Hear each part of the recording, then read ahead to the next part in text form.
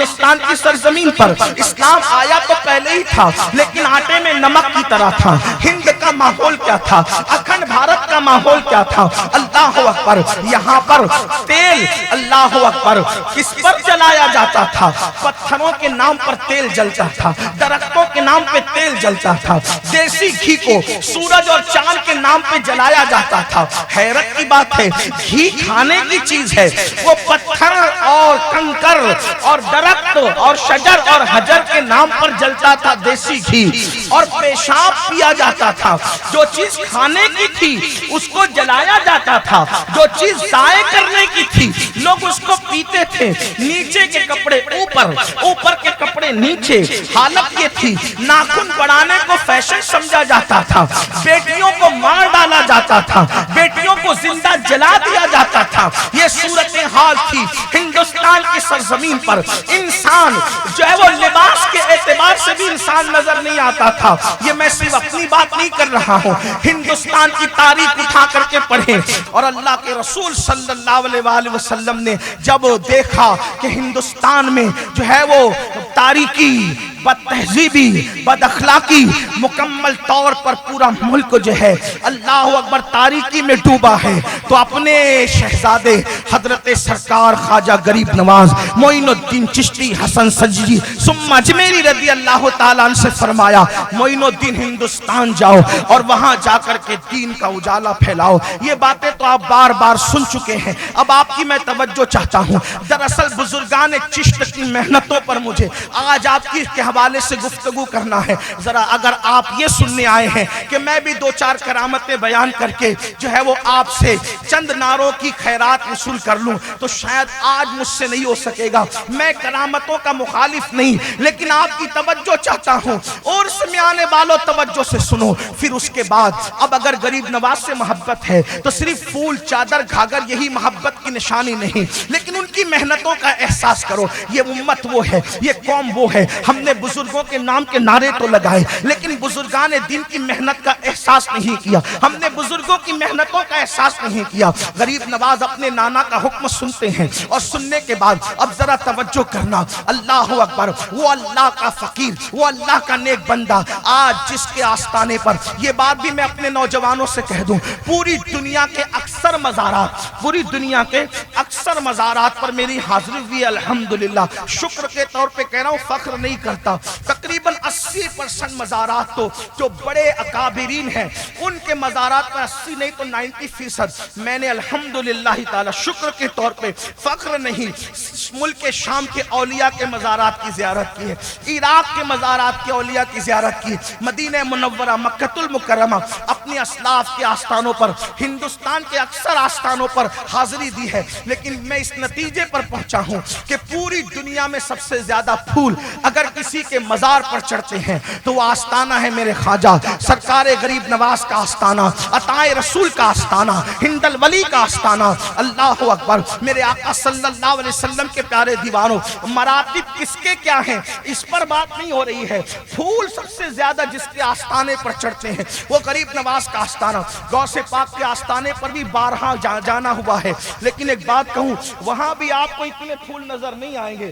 غوثیت ماب ہے، تقابل نہیں کر رہا ہوں، لیکن آپ کو یہ ضرور بتانا چاہتا ہوں، اس سے اہل ہند کی محبت کا اندازہ ہوتا ہے، اس سے محبت کا پتہ چلتا ہے۔ اللہ اللہ، لوگوں کے ہاتھ میں پتھر ہوتے ہیں، ہند والے اپنے بزرگوں کو پھول پیش کرتے ہیں۔ اللہ اکبر، اندازہ تو فرمائے، یہ ہندوستان والوں کی محبت ہے۔ ایک بات بتاؤں آپ کو، واللہ پوری دنیا کی بڑی بڑی کانفرنسوں کا جائزہ لے لے، یہ چند دن میں ایک ولی کے نام پر اگر بلایا جائے تو اس طرح ہزاروں کا مجمع جمع ہوتا ہے، اور زمین پر انسان مہینوں محنت کر کے بھی بڑی بڑی کانفرنسوں میں اتنے لوگوں کو جمع نہیں کر سکتا۔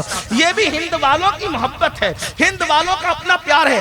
اللہ اس محبت کو نظر بد سے بچائے، اللہ اس پیار کو نظر بد سے بچائے، اللہ قیامت تک ہماری نسلوں کو عشق و محبت میں غرق رکھے، اور اللہ ہمیں اسی پر موت عطا کرے اور اسی پہ قیامت کے دن اٹھائے۔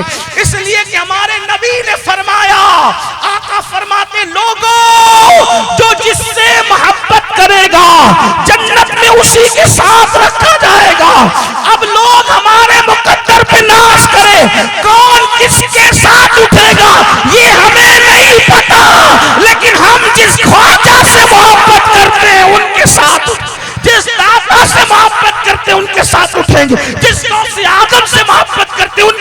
اٹھیں گے اور جس پنجتن سے محبت کرتے ہو ان کے ساتھ. تیری جنت کیسی ہے تو بتا. میری جنت کا شان کا عالم, میری جنت کی شان کا عالم یہ ہے. بہرحال دور نہ جاتے ہوئے بہت دور نہ جائیں, قریب آتے ہیں. سرکار غریب نواز کو حکم ہوا ہندوستان جاؤ دین کی خدمت کی. آپ غور کیجئے, ہم اور آپ اس شہر میں خود سے نہیں جاتے جب تک لوگ ہماری تاریخ نہ لیں, بلائیں نہ, ہے نا.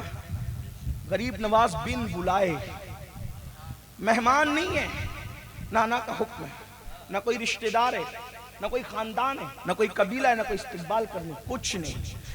مدینہ منورہ سے پیدل ہند کی طرف آ رہے. تھوڑا محسوس کریں, یہ ہے بزرگان چشتی. سارے بزرگوں کی محنت ہے. ایک بات پہلے میں واضح کر دوں, ہم اپنے ولیوں کو سلسلوں میں بانٹ کر نہیں دیکھتے, اس لیے کہ کسی بھی ولی سے بغض رکھنا اللہ سے اعلان جنگ کرنے کے برابر ہے. ہاں, ہم کسی ولی سے بغض نہیں رکھتے, کیونکہ ولی سے جو اعلان بغض رکھے اللہ اس کے ساتھ اعلان جنگ کرتا ہے. اس لیے جو سہروردی بزرگ ہے وہ بھی ہمارے, نقشبندی ہمارے, قادری ہمارے, چشتی ہمارے, رفائی ہمارے, سارے بزرگ ہم بزرگوں کو سلسلوں میں بانٹ کر نہیں. جو بزرگوں کو سلسلوں میں بانٹتا ہے اللہ اس سے بزرگی چھین لیتا ہے. اگر بزرگوں کو پہچاننا ہو تو اس طرح پہچانو, جو بزرگوں کو سلسلوں میں نہ بانٹے, جو بزرگوں کو عقیدتوں کی محراب پر رکھے وہ بزرگ ہوتا ہے. بزرگوں کو سلسلوں میں بانٹنے والا کبھی بزرگ نہیں. ایک بات بتاؤں, بزرگوں کو بانٹنا تو دور کی بات ہے, جو عوام کو بانٹے وہ بزرگ نہیں ہوتا, جو بزرگوں کو بانٹے وہ کیسے بزرگ ہوتا. ہاں, پھر داڑھی کتنی خوبصورت ہو, امامہ کتنا خوبصورت ہو, چہرہ کتنا خوبصورت ہو, بانٹنے والا نہیں ہوتا بزرگ. قوم کو جو بانٹے, یاد رکھنا, توجہ کریں, قوم کو جو بانٹے وہ بزرگ نہیں ہوتا, جو قوم میں بانٹے وہ بزرگ. جو قوم کو بانٹے, توجہ کرنا, اب اس کو اشارے کی زبان میں سنیں, جو قوم کو بانٹے وہ بزرگ نہیں ہوتا ہے, جو قوم میں بانٹے وہ بزرگ. وہ بزرگ دیکھیں تو صحیح نا, جہاں جھولیاں بھرتی ہے وہ بزرگ. غریب نواز تشریف لائے ہندوستان پیدل چل کر. پیدل چل کے کس کے لیے؟ دین کے. آج ہم کاروں کے بغیر نہیں آ سکتے, سواریوں کے بغیر نہیں آ سکتے.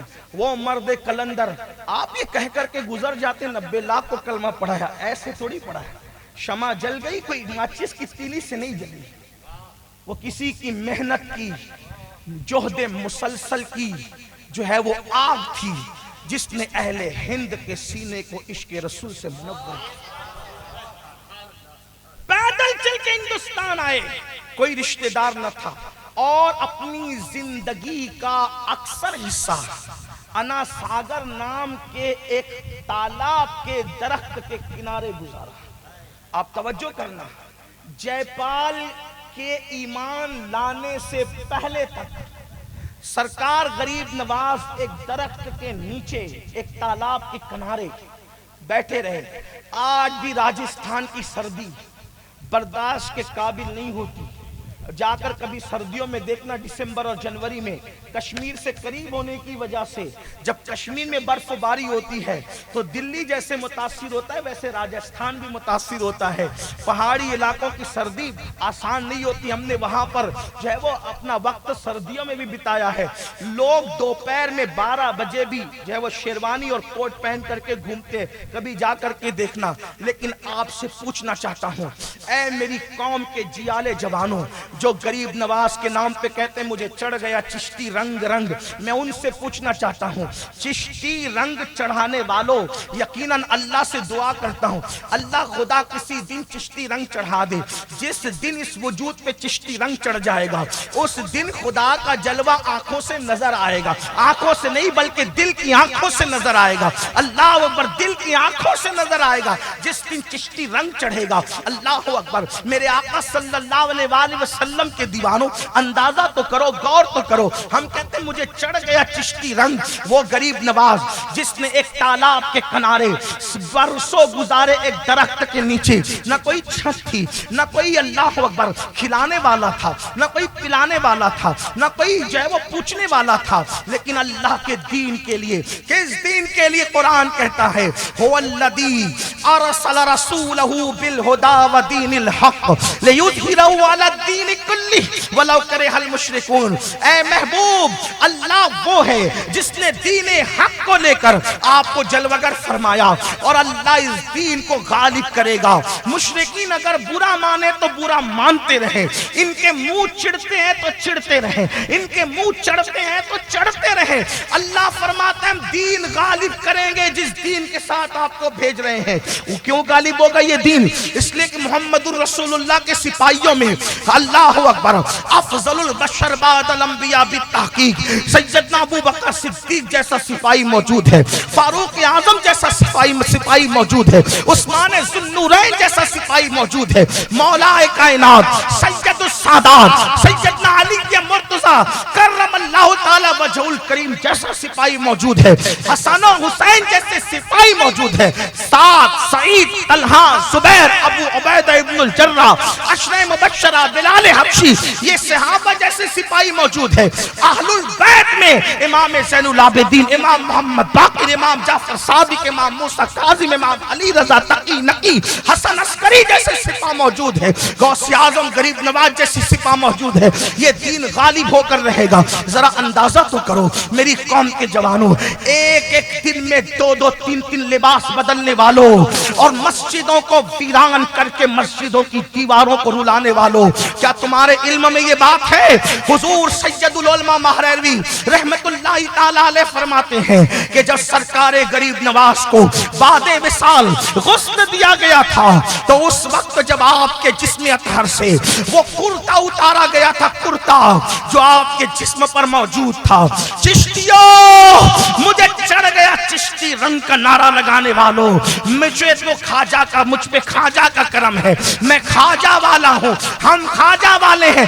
सुनो सुनो, जरा ध्यान से सुनो अपनी मुर्शिद की मेहनतें। अल्लाह अकबर, सरकारे गरीब नवाज की जिंदगी बयान हो रही है, हिंदुस्तान के असली राजा की जिंदगी बयान हो रही है, हिंद के असली बादशाह की जिंदगी बयान हो रही है। लोगों को बता दो, हमेशा याद रखो, यहां तो कल दूसरा रहेगा। जमीन हिंदुस्तान का राजा हमारा राजा सवार।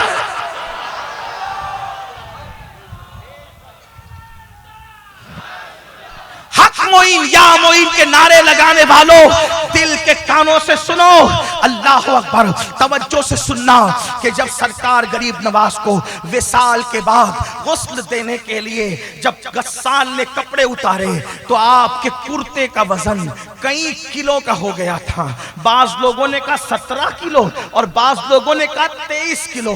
कभी 17 किलो का कुर्ता देखा है?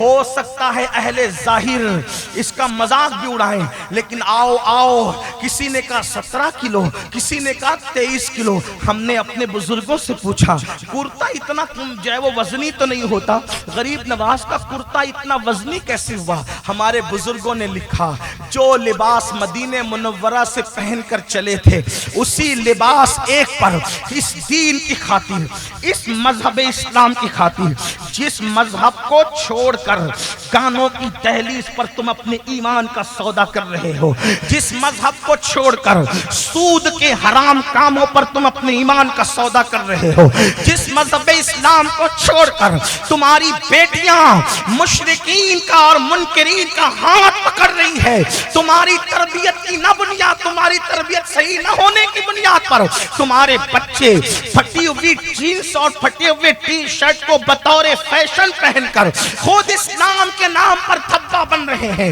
جس مذہب اسلام کو تم نے داڑیاں مڈا کر گٹروں میں پھکوا کر خود بدنام کیا، جس مذہب اسلام کی تعلیمات کو تم نے قرآن کی شکل میں طاق پر تو رکھا لیکن روزانہ موبائل کو 50 مرتبہ کھولتے رہے، اس دین کے لیے ہمارے خواجہ جو بزرگان چشت کے سردار اس زمین پر، بلکہ اپنی عقیدتوں کے اظہار کے لیے بھی کہہ دو، جس کو جتنے پہاڑے پڑھنا ہے پڑھتا رہے، میں بغیر کسی تکلف کے یہ کہوں گا کہ ہندوستان میں اگر ولیوں کا کوئی سردار ہے تو اس کو صرف اور صرف غریب نواز کہا جاتا ہے۔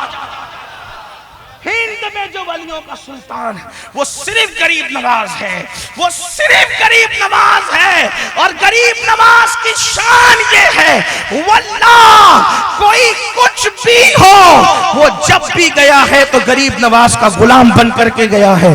اللہ اللہ، مدینے کا پتہ معین الدین نے دیا، بغداد کا پتہ معین الدین نے دیا، عراق میں کربلا کا پتہ معین الدین غریب نواز نے دیا، نجف اشرف تک پہنچانے والا ہندوستان والوں کو کوئی اور نہیں ہے، اسے خواجہ غریب نواز کہا جاتا ہے۔ اللہ اللہ، لیکن سنو اور تھوڑا محسوس کرو، محبتیں محسوس کرواتی ہے۔ 23 کلو یا 17 کلو کا کرتا ہوا، وہ پتہ ہے کیوں ہوا؟ بزرگان دین فرماتے ہیں مدینے پاک سے جو کرتا پہن کر چلے تھے اسی کرتے پر آپ نے پوری زندگی گزاری، جب وہ پھٹا کرتا تو اس پہ پیون لگا لیتے، جب وہ پھٹا کرتا اس پہ پیون لگا لیتے، پیون پر پیون، پیون پر پیون، پیون پر پیون، اتنے پیون لگائے آپ نے کہ آپ کا کرتا کئی کلو کا ہو گیا تھا لیکن دوسرا لباس نہیں بدلا۔ کیوں؟